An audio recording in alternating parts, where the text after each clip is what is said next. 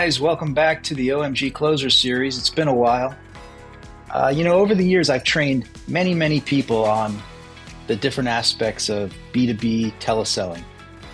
And my goal here today will be to impart some of that to you guys on the front line, but also to take into account some of the ways that things have changed for us in the past couple of years. So today I want to focus on introductions. And in a past video from a couple years ago, I focused on helping you to get past the gatekeeper. And that's always been a thing in sales, getting the person who answers the phone to connect you to the decision maker. But today in our little OMG universe, there's definitely been a couple of big changes that we should account for. First off, most of our data today, whether the lead was generated via our Facebook ads or from email marketing or even from forms on our website, they're generally using a cell phone number. So in this case, a gatekeeper doesn't really apply. And most of you, whether you're at the BDM or the BDS role, you're calling on leads where there was at least a passing interest that's already been established. So it's somewhat of a warm call. So the first challenge is not so much about getting connected, it's about zeroing in on a hot button and doing it quickly, or otherwise getting that prospect to tune in for a moment and to give you a chance. So if you think about yourself when you're out and about, let's say in a department store, you're walking along, you've got an agenda, you're going wherever you're going, and you're accosted by the perfume lady, or I'll call her the hand cream lady. I know that you guys know what I mean there. Now me, I'm able to blow her off entirely as if she said nothing. My wife, on the other hand, is too polite. She gets taken in, at least for the moment. But what happens when you do get taken in? Your guard goes up, right? You may be getting all lathered up with hand cream, but still, you know the sale is coming, so you're on guard. So what can we do to connect and to bring that guard down in our world? So the first thing is a psychological trick. It's been a thing in sales since I've been in sales, something that has been taught and trained and used, but it's using their name.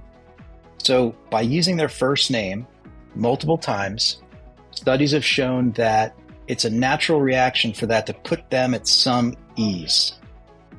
So something like, Jim? Oh, hey, Jim. Jim, this is Jesse, and I'm with OMG National. Now, it may sound silly, but it works. And if you practice it, it just flows. You don't have to sound like a used car salesman. You can put it into your own parlance. But it's, Jim? Hey, Jim. Jim, this is Jesse with OMG National. People just like the way it feels to have someone else say their name. Next thing, quickly find some common ground to help you.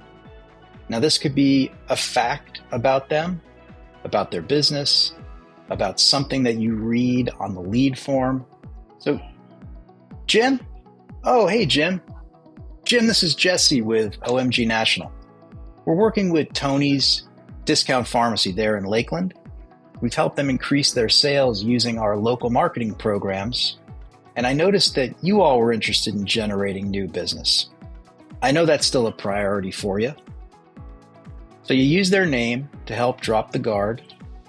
You dropped in a familiar name or a competitor's name or something from your notes that you read and you put it into your presentation. And now you're listening to see if it's resonated. But now you need to convert them. And for our purposes here today, we'll call your conversion a pitch. Because in both roles, BDS or BDM, you need to pitch them. So, Jim. Oh, hey, Jim. Jim, this is Jesse with OMG National. We're working with Tony's Discount Pharmacy there in Lakeland, and we help them increase their sales using our local marketing programs. I noticed that you all were interested in generating new business, and I know that's still a priority for you.